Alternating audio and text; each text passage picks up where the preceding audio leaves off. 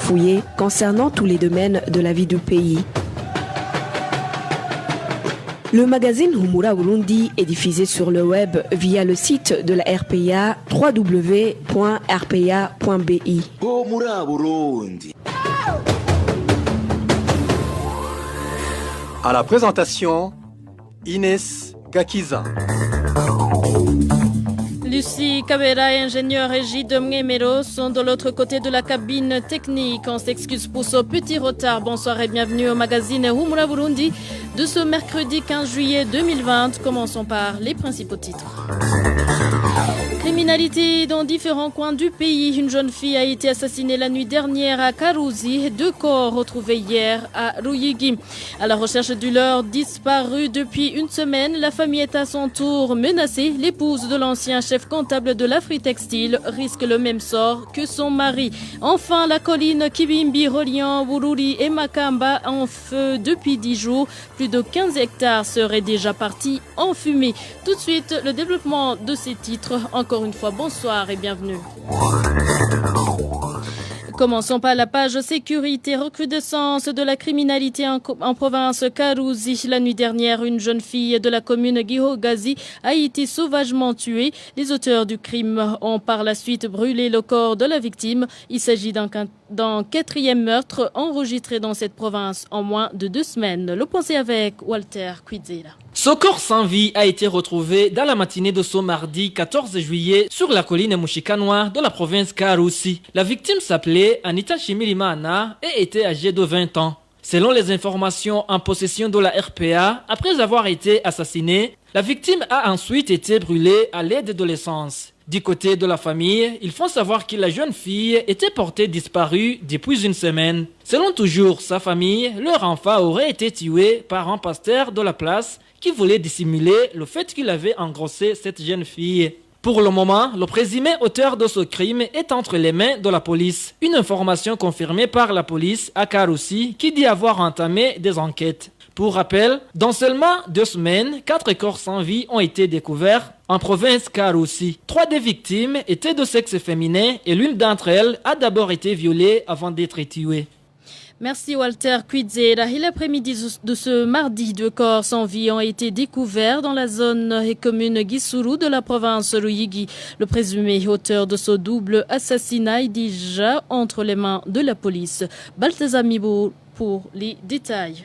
Il s'agit d'une femme et son enfant retrouvés morts ce mardi. La femme était prénommée Césari. Selon nos sources sur la colline Bugama, où vivait cette femme, elle était âgée de 43 ans et a été tuée avec son bébé d'1 mois. Les voisins de la défunte indiquent que son corps a été découvert dans la vallée Bunuero de la colline Bugama. Ses parties génitales étaient morcelées. Les mêmes voisins révèlent également que le corps du bébé étranglé était placé entre les jambes de sa mère. Les habitants de la colline Bugama suspectent le mari de Césari d'être l'auteur de ce double meurtre. Ceci parce qu'il y avait un climat malsain entre elle et son mari, souligne-t-il. Une situation déclenchée par le fait que les responsables collinaires avaient chassé la seconde femme du mari de Césari. Les habitants de la colline Bugama demandent que des enquêtes soient menées pour punir sévèrement le coupable. Contacté par la rédaction de la RPA, le chef de colline Bugama, Dino de Massabo, a confirmé l'information et a révélé que le mari de Césari a été déjà arrêté par la police.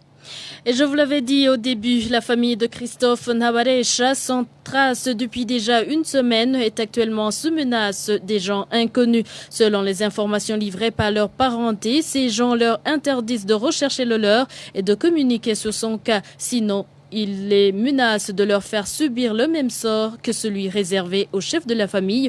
Plus de détails ici avec Vicky Chris Nineret.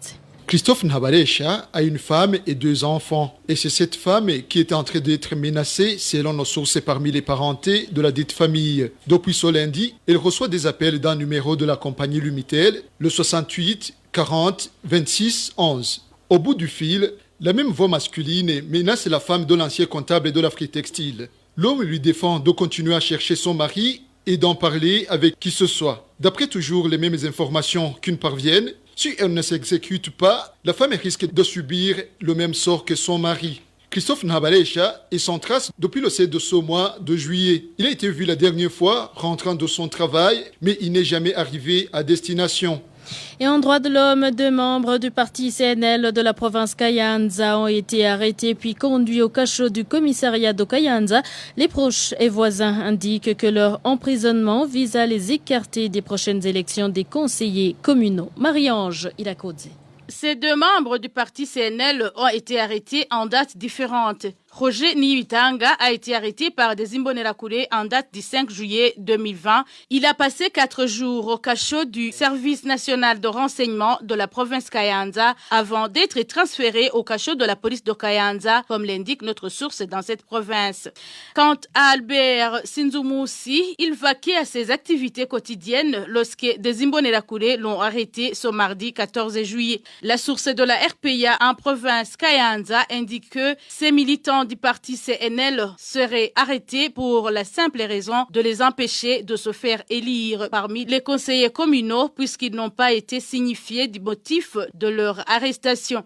Sur le tweet du parti CNL, il est aussi mentionné que la même stratégie s'observe à mairie de Bujumbura pour les sénateurs. Contacté à ce propos, Merowe Nunzwenimana, commissaire de la police en province Kayanza, nous a raccroché au nez après notre présentation. Marie-Ange Ilakodze. L'actuel administrateur de la commune Kayogoro, Zachemisago, a été élu député et va prochainement entrer en fonction. Cette autorité qui persécute la septuagénaire Concessa Nzeyimana est aussi accusée par ses sujets de nombreux crimes et violations des droits de la personne humaine en commune Kayogoro. Les citoyens de cette commune trouvent que Zachemisago devrait plutôt être traduit en justice au lieu d'aller siéger à la chambre basse du Parlement. Éloge Divin Remesha revient sur quelques cas dans lesquels est impliqué cet administratif. Il ne devrait pas représenter la population en tant que député, car on ne peut pas représenter des gens qu'on n'aime pas. On parle ici de Zachemisago, administrateur actuel de la commune Kayogoro en province Makamba. Dans les dernières élections législatives, Zachemisago était en tête de la liste des candidats députés du parti CNDD-FTD dans la circonscription de Makamba et il a été élu comme futur député de cette province. Il est entré dans les fonctions d'administrateur communal en 2009 en remplacement de Nestor Nakarutimana. Ce dernier était accusé d'avoir tiré avec ses policiers sur une trentaine d'élèves scouts, tuant sur place l'un d'entre eux. Ces scouts étaient dans les activités de passation de leurs promesses. Après avoir accédé au poste d'administrateur, comme l'indiquent ces sujets, Zachemisago a commis beaucoup de crimes. Des crimes dont certains étaient planifiés sous sa supervision. C'est une personne qui terrorise souvent les gens. Il est aussi connu comme quelqu'un qui favorise la corruption. C'est lui qui soutient les Imbonerakure qui passent des nuits à frapper de paisibles citoyens lors des rondes nocturnes. Plusieurs personnes ont été exécutées et il n'a en aucun cas réagi pour arrêter ces crimes. Son véhicule passe des nuits à patrouiller avec des Imbonerakure dans toutes les zones.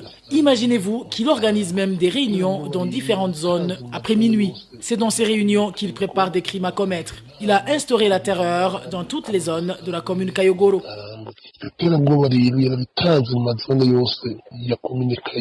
Zachemisago n'a pas les qualités d'un leader qui œuvre pour l'intérêt de tous, déplorent les habitants de la commune Kayogoro. Il qualifie d'animaux les opposants au CNDD-FTD, indique la population.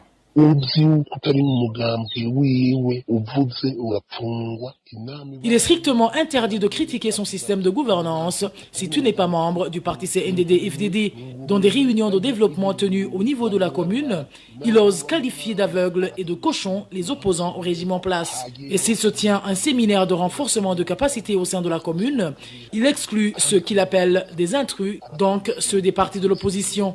Il n'a jamais caché ses mauvais comportements.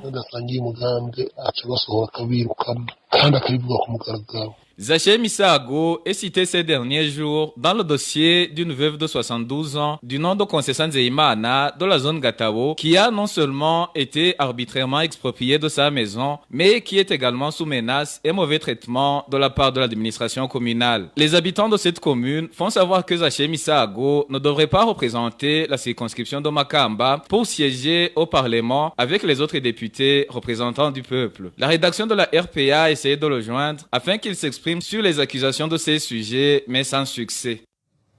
Et les 4 journalistes du groupe de presse Iwachu sont privés de leur liberté depuis 8 mois et 25 jours. Ils sont détenus à la prison de Bubanza.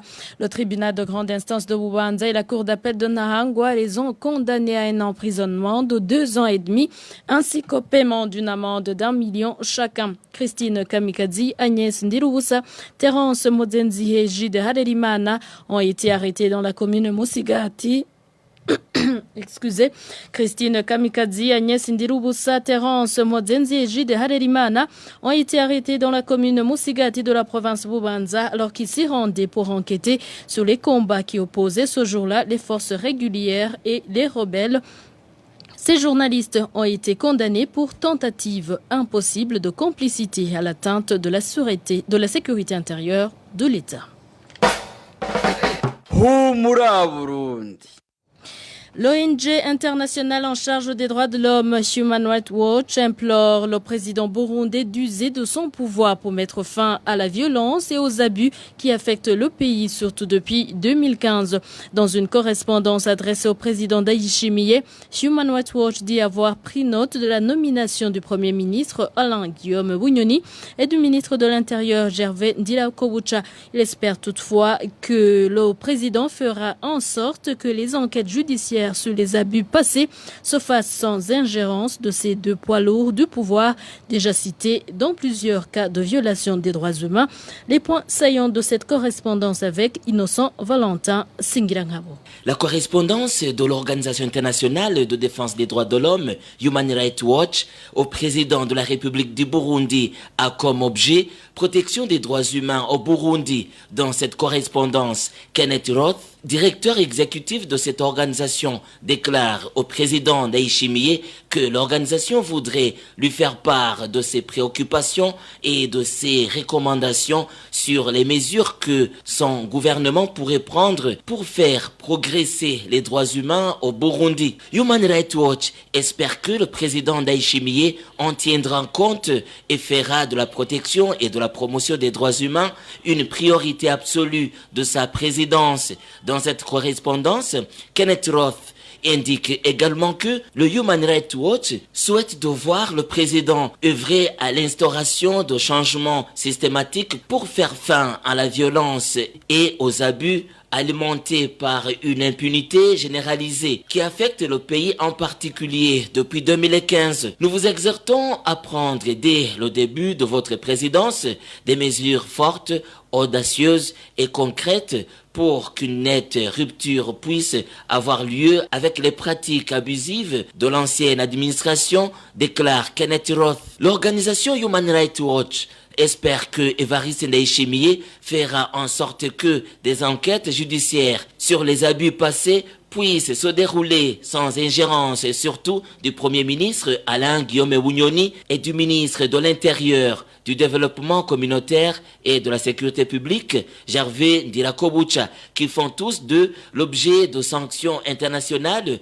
pour leur rôle présumé dans les violences en 2015. Dans cette correspondance, Kenneth Roth rappelle au patron du palais Nalerushati que les défis auxquels il est confronté sont de taille. Cette organisation cite, entre autres, plus de 300 000 réfugiés burundais à l'extérieur du pays. Nous vous exhortons à rester fidèles à vos engagements de laisser les exilés politiques et les réfugiés rentrer au pays en toute sécurité, demande le directeur exécutif de l'organisation Human Rights Watch. Il suggère également qu'aucune pression ne soit exercée sur les réfugiés pour qu'ils rentrent chez eux et que ceux qui choisissent de rentrer volontairement soient protégés des représailles.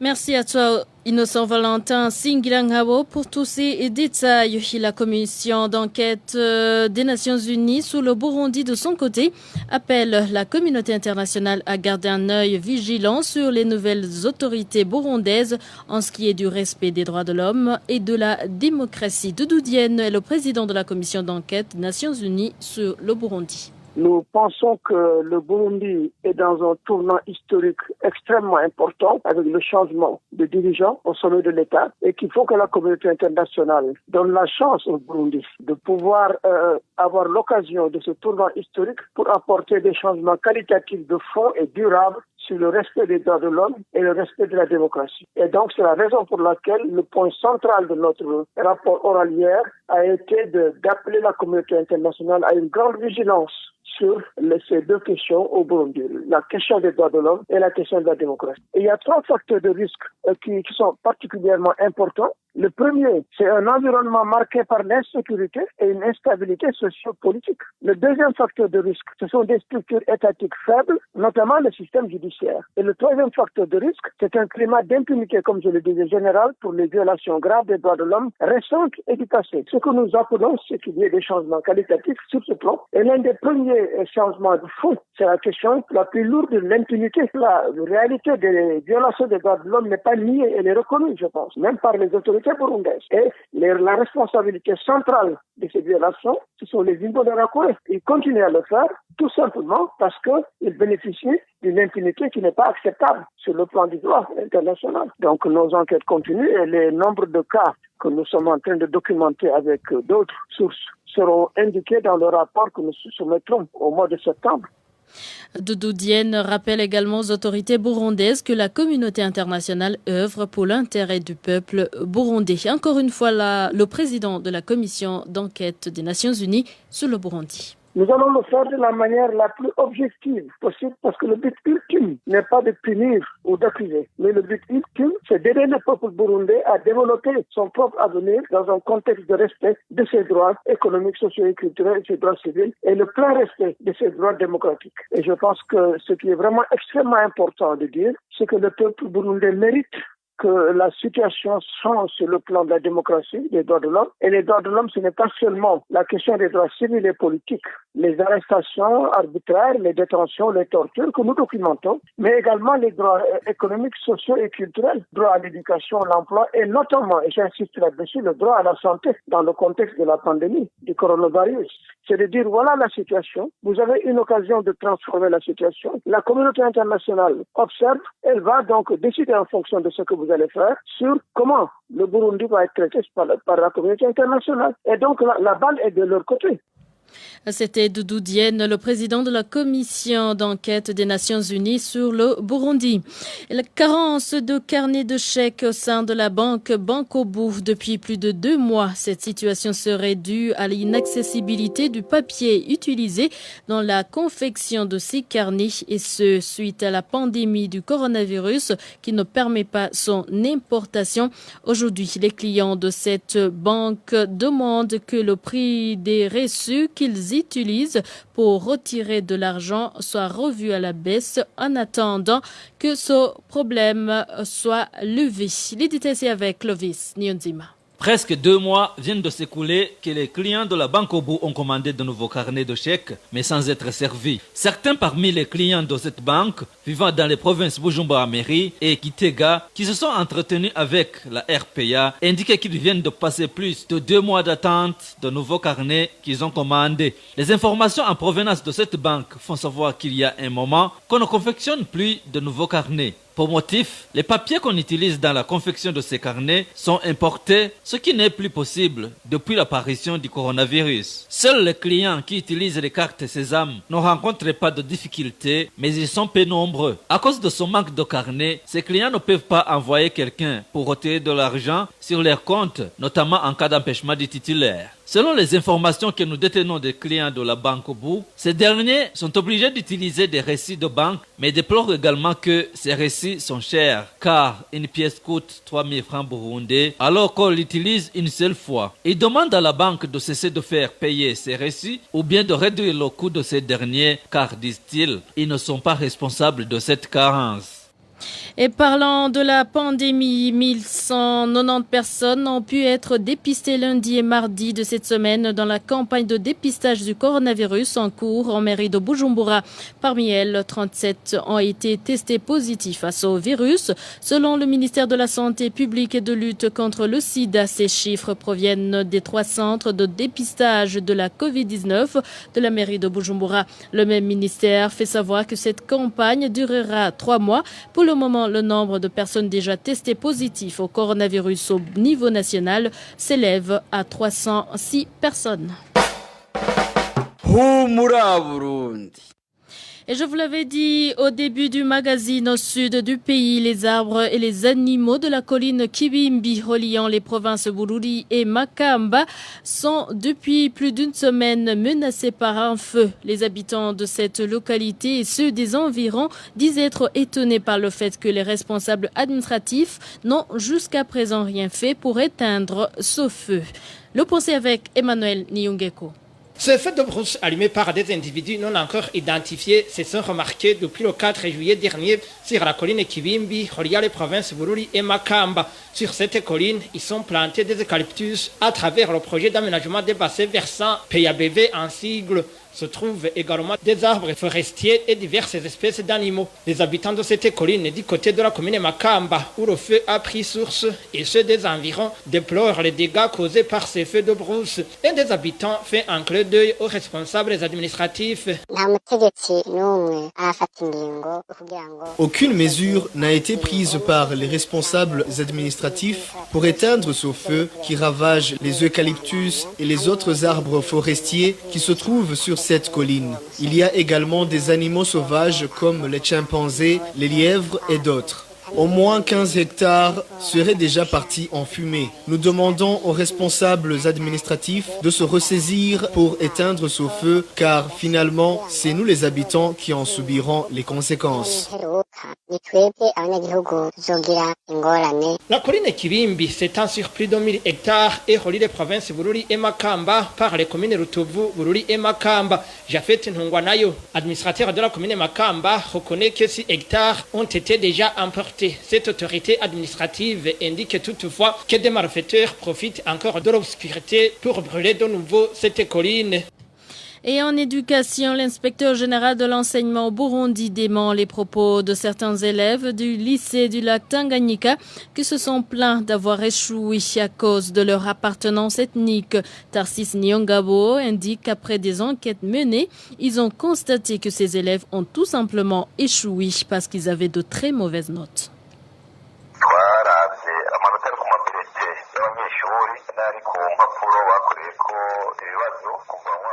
Nous avons considéré les notes qui étaient sur les bulletins des élèves et celles qui étaient sur les épreuves des travaux journaliers depuis la rentrée scolaire. Après avoir constaté que les notes mentionnées sur les bulletins sont les mêmes que celles qu'ils avaient obtenues en classe, nous nous sommes entretenus avec les professeurs pour savoir les critères utilisés pour délibérer et ils nous ont fait savoir qu'ils se sont servis de la loi ministérielle qui stipule dans quel cas un élève peut avancer et avoir son diplôme. Donc, d'après tout ce qu'on a trouvé, ces élèves ont menti. Les notes obtenues sont celles mentionnées sur leur bulletin. Ces élèves qui ont alerté sont même connus.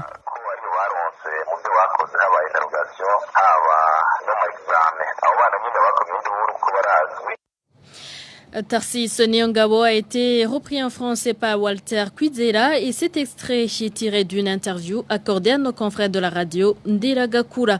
Et dernier dossier de ce magazine, manque d'eau potable au chef-lieu de la province Cibitoke. Depuis plus d'une semaine, les quartiers de ce chef-lieu ne sont pas approvisionnés en eau potable. Les habitants de la localité s'approvisionnent à Rugombo ou en commune Mugina et à un prix exorbitant. Emmanuel Daishimi. Les habitants de ce chef-lieu de la province Cibitoke indiquent qu'ils viennent de passer plus d'une semaine sans aucune goutte d'eau. Ils déplorent qu'il n'y a même plus d'eau dans les robinets publics habituellement gérés par des agents de la régie des eaux. Pour s'approvisionner en eau potable, ces habitants du chef-lieu de la province Cibitoke se rendent en commune Rugombo ou à Rugeregere, une localité de la commune Mugina. Ainsi, un bidon de 20 litres coûte entre 400 et 500 francs burundais au auprès des conducteurs des taxis vélos. Et pour avoir une quantité suffisante pour un ménage, il faut dépenser au minimum une somme de 4 000 francs burundais par jour. Parmi les conséquences de cette pénurie, il n'y a plus d'eau pour se laver les mains à certains points habituels pour se prévenir contre le Covid-19. Tu sais très bien qu'il y a une pandémie et qu'on exige aux gens de se laver les mains le plus souvent. Pourtant, il y a des seaux vides à certains endroits. Les clients ne se lavent plus les mains. On crée aussi l'apparition de l'épidémie de choléra ou de la dysenterie suite à cette pénurie d'eau. Nous avons vraiment un sérieux problème de manque d'eau ici au chef-lieu de la province de Cibitoke. À ce propos, la rédaction a essayé de contacter Béatrice Kaderi, administratrice de la commune Rugombo. Son téléphone sonnait sans que personne ne décroche. Emmanuel Daishimi. Et voilà, c'est par ici que nous mettons point final au magazine Humura Burundi de ce mercredi 15 juillet 2020. Merci de nous avoir suivis. Merci à toute l'équipe de la rédaction et à l'équipe technique. Au micro, vous étiez avec Ines Kakiza. Excellente soirée chez vous.